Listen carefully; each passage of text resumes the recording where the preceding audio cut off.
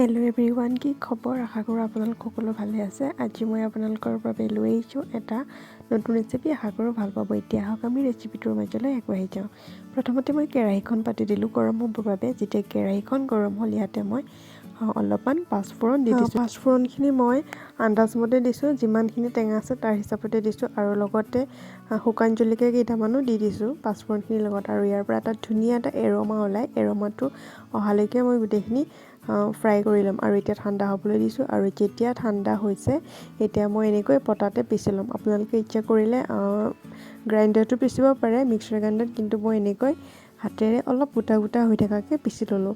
আৰু এইখিনি মছলাখিনিৰ লগতে মই যিখিনি শুকান জলকীয়া একেলগে ভাজি লৈছিলোঁ সেইখিনিও মই দুডোখৰ তিনিডোখৰ তেনেকৈ ছিগি ল'ম। মানে এনেকৈ দিলে খাবলৈ অকণমান ভাল লাগে, মুখত লাগে জলকীয়াবোৰ। চ' এনেকৈ দিলোঁ। এইখিনি গোটেইখিনি ৰেডি কৰি ল'লোঁ মছলাটো। তাৰপিছত মই ইয়াতে সৰিয়হৰ তেল দিছোঁ। তেলখিনি ইমান বেছি মই গৰম হ'বলৈ নাই দিয়া। তাতে মই বইল কৰি অকণমান হালধি সানি এটা ৰ'দত দি থৈছিলোঁ, মানে পানীটো শুকাবৰ কাৰণে। আৰু সেই জলফাইখিনি এতিয়া মই তেলত দি দিলোঁ, আৰু লগতে দিছোঁ সোৱাদ অনুসৰি নিমখ।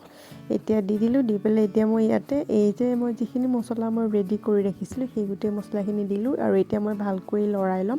খুব বেছি নহয়, 2 মিনিট বা 3 মিনিট লৰাই মেলি লৈ ঠাণ্ডা হ'বলৈ দিম। আৰু পিছদিনাহে মই বৈয়ামত ভৰাম, আৰু বৈয়ামত ভৰাই ৰ'দত দি দিম, আৰু আমাৰ খাবলৈ ৰেডি হৈ গ'ল আচাৰ। আজিলৈ বাই বাই।